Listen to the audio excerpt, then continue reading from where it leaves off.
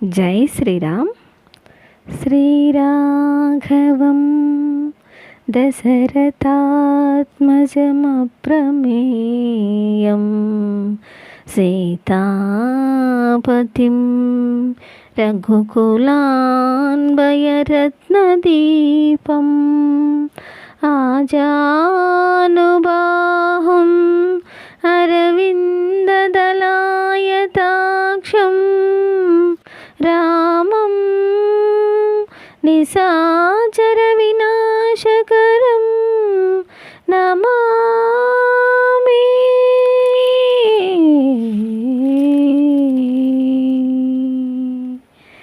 జై శ్రీరామ్.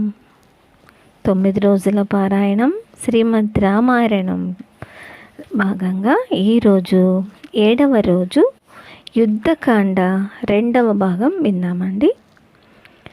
అనేక మంది రాక్షస యోధులు యుద్ధములో మరణించడంతో రావణుడు చింతిస్తుండగా ఇంద్రజిత్తు అతనిని ఓదార్చాడు. ఆ రాక్షస వీరుడు యుద్ధరంగానికి చేరి ఆకాశంలో అదృశ్యంగా ఉండి రామసైన్యంపై శరవర్షాన్ని కురిపించాడు. దాంతో రామలక్ష్మణులు అనేక మంది వానర వీరులు మూర్ఛిల్లగా ఇంద్రజిత్తు లంకకు చేరి తన విజయం గురించి రావణునికి తెలియచేశాడు. వానర శిబిరంలో విభీషణుడు సుగ్రీవాది ప్రముఖులను ఓదార్చుచుండగా జాంబవంతుడు హనుమ క్షేమ సమాచారం గురించి ప్రశ్నించాడు. అప్పుడు విభీషణుడు, అయ్యా, సుగ్రీవుడు అంగదుడు వంటి వానర ప్రముఖుల గురించి కానీ రామలక్ష్మణుల గురించి కానీ అడగకుండా నీవు హనుమంతుని గురించి మాత్రమే అడిగినావేమిటి అని ప్రశ్నించాడు. అందుకు సమాధానంగా జాంబవంతుడు, ఓ రాక్షసరాజా, హనుమంతుడు జీవించి ఉంటే వానర సైన్యం మొత్తం హతమైనా జీవించి ఉన్నట్లే. మారుతి తన ప్రాణాలను విడిచిపెడితే మనమందరము బ్రతికి ఉన్నా చనిపోయిన వారితోనే సమానము. అతడు ప్రాణాలను ధరించి ఉన్నంత వరకు మన జీవితాలపై ఆశ మొదలుతూనే ఉంటుంది అని అన్నాడు. అంతలో సృహలోకి వచ్చిన హనుమంతుడు జాంబవంతుని వద్దకు చేరి ప్రణమిల్లాడు. జాంబవంతుడు మారుతితో, నాయనా, నీవు వానరులకు రామలక్ష్మణులకు ఆప్తమిత్రుడవు. వెంటనే నీవు అంతరిక్షంలో ప్రయాణించి కైలాస శిఖరానికి దగ్గరగా గల ఓషధి పర్వతమునందలి మృత సంజీవని, విశల్యకరణి, సంధానకరణి, సావర్ణ్యకరణి అనే దివ్య ఔషధాలను తీసుకువచ్చి వీరందరికీ స్వస్థత చేకూర్చు అని అన్నాడు. వెంటనే మారుతి ఆ ఓషధి పర్వతాన్నే పెకలించుకొని వచ్చాడు. ఆ ఔషధుల ప్రభావం వలన రామలక్ష్మణులు వానర వీరులు గాయాలను పోగొట్టుకొని తేజోవంతులయ్యారు.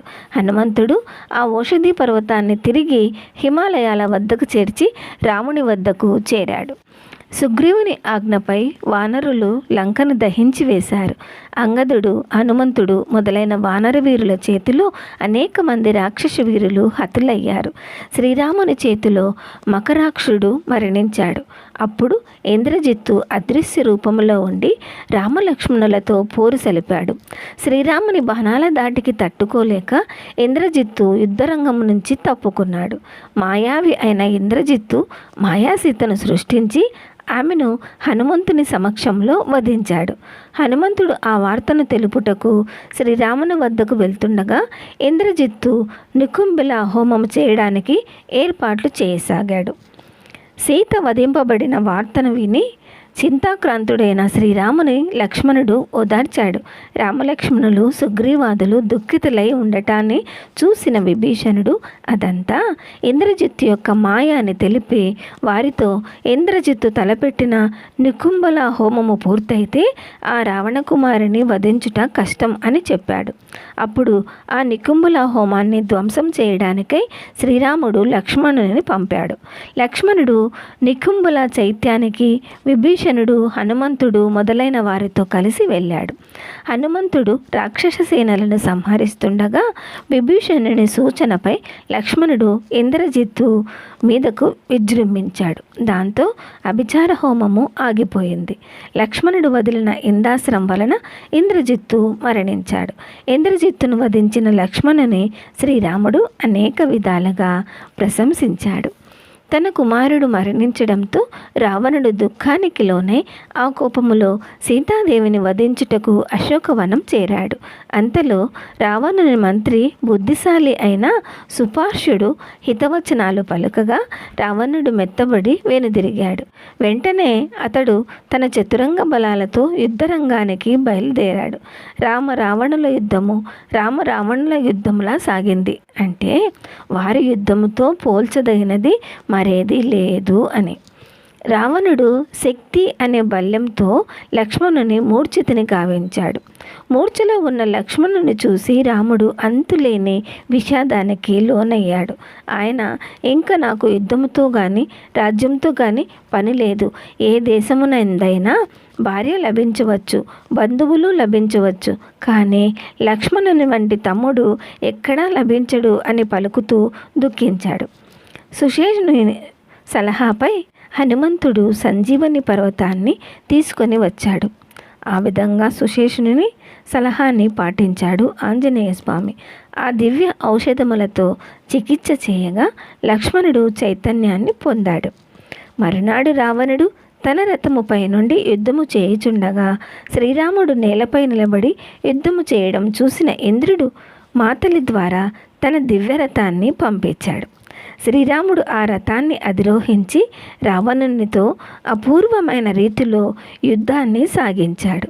ఎడతెరిపి లేని ఆ యుద్ధములో శ్రీరాముడు అలసిపోయి చింతాక్రాంతుడై ఉన్నాడు. రావణుడు మాత్రం యుద్ధ సన్నద్ధుడై ఆయన ఎదురుగా నిలిచి ఉన్నాడు. అప్పుడు ఆకాశంలో దేవతలతో కలిసి ఆ దృశ్యాన్ని చూస్తున్న అగస్త్యుడు శ్రీరాముని సమీపించి సమస్త విజయాలను ప్రసాదించే ఆదిత్య హృదయాన్ని ఆయనకు ఉపదేశించాడు. ఆ మంత్రాన్ని జపించిన శ్రీరాముడు వేదమంత్రములతో అభిమంత్రించి బ్రహ్మాస్త్రాన్ని రావణునిపై ప్రయోగించాడు. ఆ దివ్యాస్త్రం రావణుని శిరస్సులన్నింటినీ ఖండించి వేయడంతో రావణుని కళేబరం నేలకొలింది. దాంతో రాక్షసులందరూ తలకొక దిక్కుకు పారిపోయారు.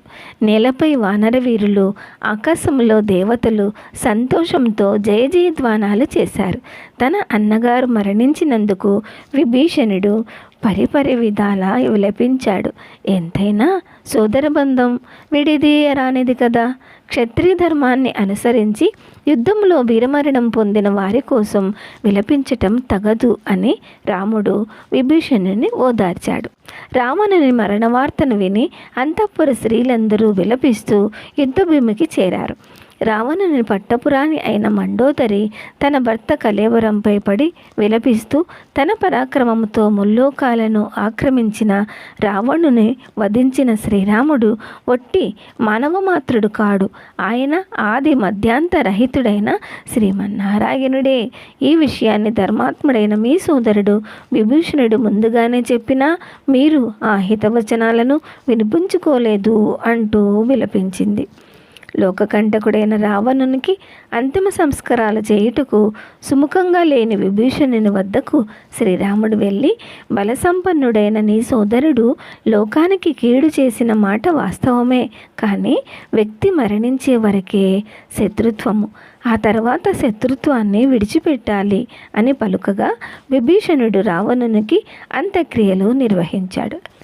శ్రీరాముని ఆదేశంపై లక్ష్మణుడు విభీషణుని లంకా రాజ్యాధిపతిగా పట్టాభిషేకం చేశాడు.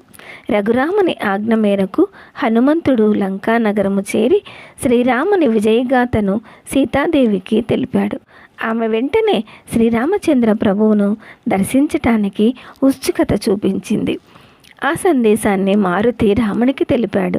శ్రీరాముడు సీతాదేవిని తన సమక్షానికి తీసుకొని రమ్మని విభీషణుని ఆజ్ఞాపించాడు. విభీషణుని ఆజ్ఞపై పరిచారకులు సీతాదేవిని సర్వాలంకార శోభితగా అలంకరించి అక్కడికి తీసుకొని వచ్చారు. లోకోపవాదానికి భయపడిన శ్రీరాముడు ఆమెను స్వీకరించడానికి విముఖత చూపగా సీతాదేవి, నేను త్రికరణ శుద్ధిగా అన్ని విషయాలలోనూ రఘురామునినే అనుసరించి ఉంటే అగ్నిదేవుడు నన్ను కాపాడుగాక అని ప్రార్థించి అగ్నిలోనికి ప్రవేశించింది. అప్పుడు అగ్నిదేవుడు సీతామాతను తీసుకుని వచ్చి ఈమె మహాపతివ్రత అని అందరి ఎదుట పలికి ఈమెను స్వీకరించు అని శ్రీరామునితో అన్నాడు. అప్పుడు రాముడు తన ధర్మపత్ని అయిన సీతను స్వీకరించాడు. శ్రీరాముని కోరికపై దేవేంద్రుడు యుద్ధంలో చనిపోయిన వానర వీరులందరినీ సజీవులను చేశాడు. అనంతరం శ్రీరాముడు విభూషణునితోనూ సుగ్రీవునితోనూ కలిసి అయోధ్యకు బయలుదేరాడు. సీతాదేవి కోరికపై కిష్కింధలో ఉన్న వానర స్త్రీలందరినీ కూడా విమానంలో ఎక్కించుకున్నారు. వారంతా భరద్వాజాశ్రమంలో విడిది చేయగా రాముడు తన రాకను గురించి భరతునికి తెలుపడానికి హనుమంతుని పంపించాడు. ఆ వార్త వినగానే భరతాదులు ఎంతో సంతోషించారు.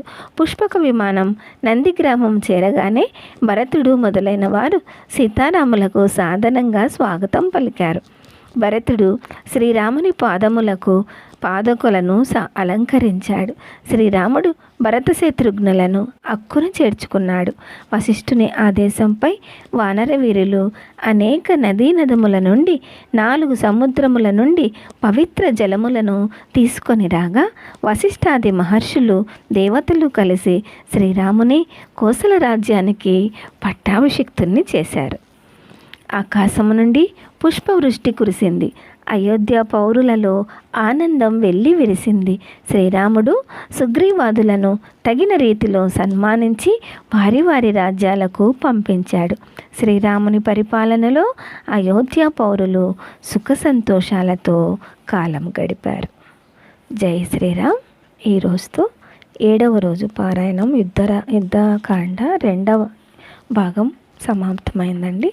రేపటి రోజు 8వ రోజు ఉత్తరాఖండం విందాము. జై సాయిరామ్. అందరికీ జై శ్రీరామ్.